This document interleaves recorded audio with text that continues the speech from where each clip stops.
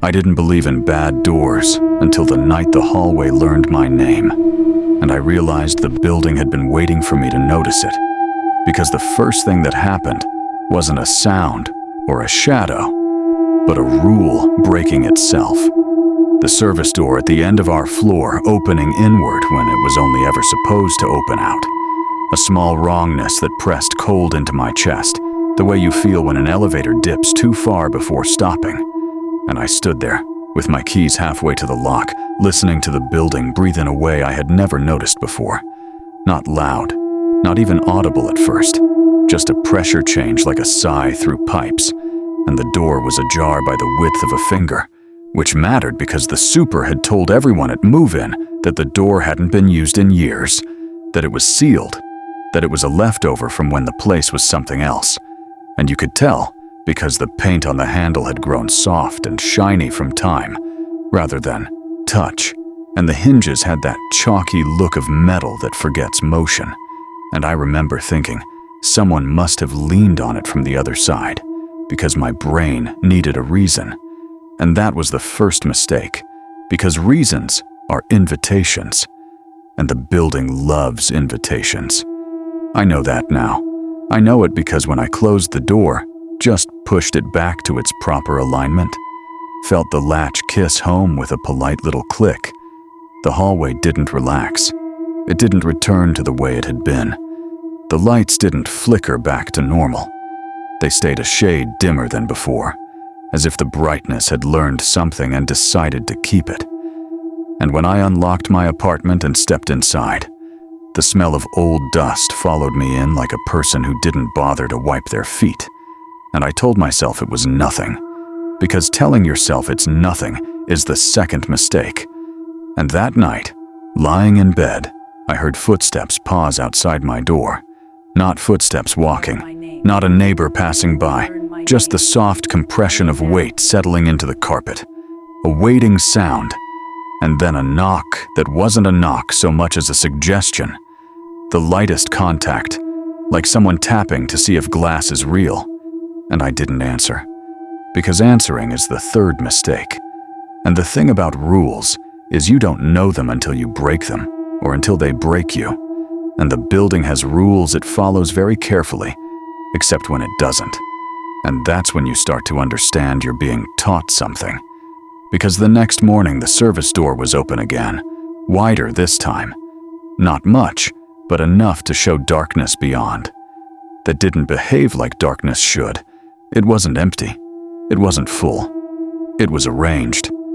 And I could see the outline of a second hallway that shouldn't have fit behind our floor plan, longer than the building was wide, stretching away at a slight angle that made my eyes ache, and on the wall beside it, scratched, lightly into the paint as if by a fingernail, was my name, not written the way I write it, but close enough to feel intimate. And I felt the building exhale again. And this time, I heard it, a gentle rush, like someone letting go of a held breath. And I backed away because stepping closer would have felt like stepping into a memory that wasn't mine. And that day, I asked the super about the door. Casual, joking, and he didn't joke back. His eyes slid off mine like they didn't want to stick. And he said, very carefully, that the door wasn't a door anymore, that it was an agreement, and that people used to use it because they thought it was a shortcut, and shortcuts always cost more than they save. And when I pressed him, he told me the first real rule, which was that the door doesn't like to be closed by the same person twice, because repetition is attention, and attention is how it grows. And I laughed because laughing is the fourth mistake, and that night the knock came again, a little firmer, not enough to be rude, just enough to be sure. And when I didn't answer, the building tried something else. The vents hummed a tune I almost recognized. The elevator chimed on my floor, though I hadn't called it. And through the peephole, I saw the service door at the end of the hall standing fully open, and the hallway beyond it had lights, our lights, in our fixtures. But they were spaced wrong, too far apart, and the shadows between them leaned forward like they wanted to hear something. And I learned another rule then without being told. The door shows you what you expect to see until you stop expecting anything at all. Because the next day, the scratches on the wall had multiplied. Not words this time, just tally marks, and I counted them without meaning to, and the number matched the number of times I had walked past the door since moving in. And that felt personal in a way that made my skin itch. And I started changing my routine, taking the stairs, leaving earlier, coming back later, pretending the door wasn't there. And that worked for a while because ignoring it is a kind of respect. But the building doesn't like being ignored forever. It needs acknowledgement the way a story needs a listener. And one evening I came home to find the service door closed, sealed, painted over so thoroughly it looked like a wall. And for a moment I felt relief, which was the fifth mistake, because relief is permission. And when I turned the key in my lock, the door handle to my apartment turned with it, in sync, like they were sharing a thought.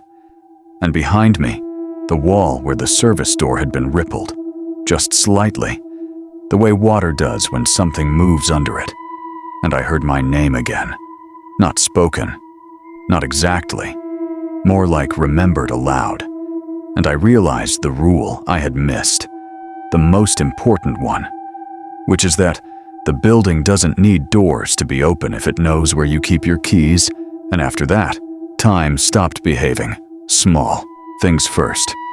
The microwave clock gaining minutes. The sun setting a little earlier on my side of the building than the other. My phone photos rearranging themselves. So pictures of the hallway appeared between pictures of my friends. Always at the same angle. Always with the service door in frame even when it wasn't visible at the time. And I started sleeping with the lights on. Not because it helped, but because it made me feel like I was doing something. And every night, there was a new sound, a new test. The whisper of carpet fibers being brushed the wrong way. The soft clap of a door closing far away. The elevator stopping on floors that don't exist. And the rules kept coming. Sometimes in dreams, sometimes in the way the building reacted when I did something wrong. Like the time I tried to prop the service door open with a chair, just to see. Just to take control, and the chair was gone in the morning. Not moved, not broken, simply gone. And in its place was a note written on the back of a maintenance request form in my handwriting, saying, "Don't leave things behind you don't want to follow." And that was when I understood the door wasn't the problem. It was the solution, or at least the explanation. Because the building had been adding space where it needed it, borrowing it from the people who noticed, stretching itself through habits and routines, making hallways where expectations met, and the service door was where those additions were easiest to reach. A seam, a place where the rules were thinner, and people used to use it because it saved time, and time saved has to go somewhere. And once I knew that, I tried to leave, packed a bag, told myself I'd stay with a friend. And when I opened my apartment door, the hallway was shorter than it had been the day before. The service door closer, the air thicker, and I felt watched in a way that wasn't hostile, just patient. Like something confident you'll come to the right conclusion eventually. And I did, because the building didn't want me to leave. It wanted me to understand, to help, to keep the rules straight. And the final rule, the one I follow now without thinking, is that you don't use the door, you maintain it. You keep it visible but closed. You let it breathe but not speak. You listen when it shifts, and you write things down so you remember which changes are new. And sometimes, late at night, when the hallway sighs and the lights dim just a little, I stand at the end of the floor and rest my hand on the paint where the door used to be. And I feel the warmth of movement behind it. And I know someone else will notice soon. Someone else will make the first mistake. And when they do, the building will learn their name too. And it will remember me for keeping it company. And even now, as I think about telling this, I feel the pressure change. the faint suggestion of a knock, and I'm careful not to answer, because some doors don't need to open anymore to let you in. Learned how to hear the building the way you learn a language you didn't choose, by noticing what happens when you mispronounce something, because the hallway corrects you with drafts and delays, with the subtle misplacement of sounds. And after that night, I stopped sleeping altogether and started listening instead, because listening counts as participation without commitment, and the building rewards that with small mercies, like keeping my apartment door solid when I lean my shoulder against it at 3 in the morning, like letting the water come out clear when I wash my hands after touching the wall, and I made myself rules to survive the rules, like never walking the hall at the same minute twice, like never looking directly at my reflection in the elevator mirror when it pauses too long, like keeping my shoes by the bed because the floor changes temperature when it wants attention, and if you step barefoot, you remember it longer than you should, and I told myself this was temporary. That understanding would bring an end, but understanding is just another hallway, and the building knows that too, because it began testing me gently, giving me opportunities to do the wrong thing in ways that felt helpful, like leaving the service door outlined in dust so clearly that I could trace it without opening anything, like letting me hear voices behind it that sounded almost like neighbors I knew, conversations that ended in questions if I listened too closely, and I learned not to answer questions, because questions are hinges, and hinges want to move, and sometimes the voices used my name, and sometimes they didn't, and the difference mattered, because when they didn't, the air stayed still, and when they did, the lights hummed a half step lower, and I'd step back and count my breaths until the hallway forgot I was there. And that's another rule they don't tell you. The building forgets quickly if you let it, but it remembers perfectly when you insist. And one afternoon I found a new door on the floor below mine, a plain metal thing where a utility closet used to be, labeled only with a strip of tape that had been peeled and replaced so many times the word was just an impression, and I knew without touching it that it led somewhere useful, somewhere dangerous, because the building doesn't add unless it expects return, and I left it alone. And that night, the service door breathed harder than usual, a deep cycle that made my ears pop, and I realized the doors were talking to each other, comparing notes, and my role was to keep them from agreeing, to keep the seams from lining up, which is why I started moving things, small things, like plants and rugs, and the chair that replaced the one that vanished. And when I moved them, the floor plan hesitated.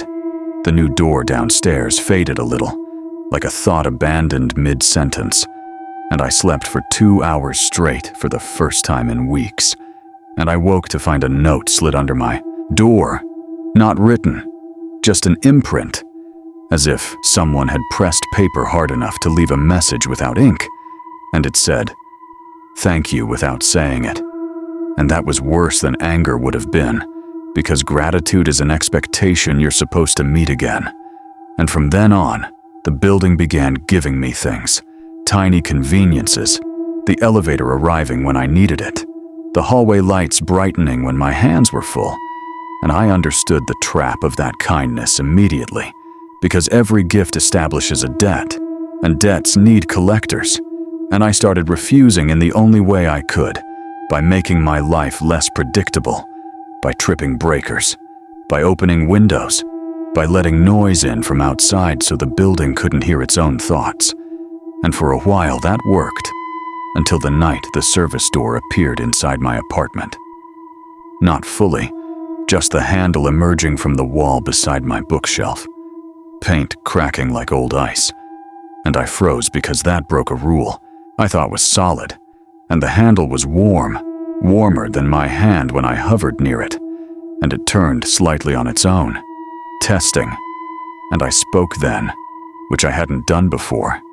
Not my name, not anything helpful, just a steady stream of ordinary words about nothing, grocery lists and weather, the kind of noise that fills space without offering direction, and the handle stilled and withdrew, and the wall smoothed over as if embarrassed, and I sat on the floor until dawn, understanding finally that the building doesn't want entry so much as continuity.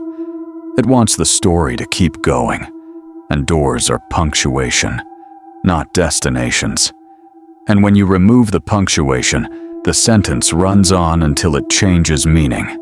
And lately the changes have been smaller, almost affectionate. The way the hallway leans just enough to hide the service door unless you know where to look. The way the tally marks have stopped appearing because I stopped counting.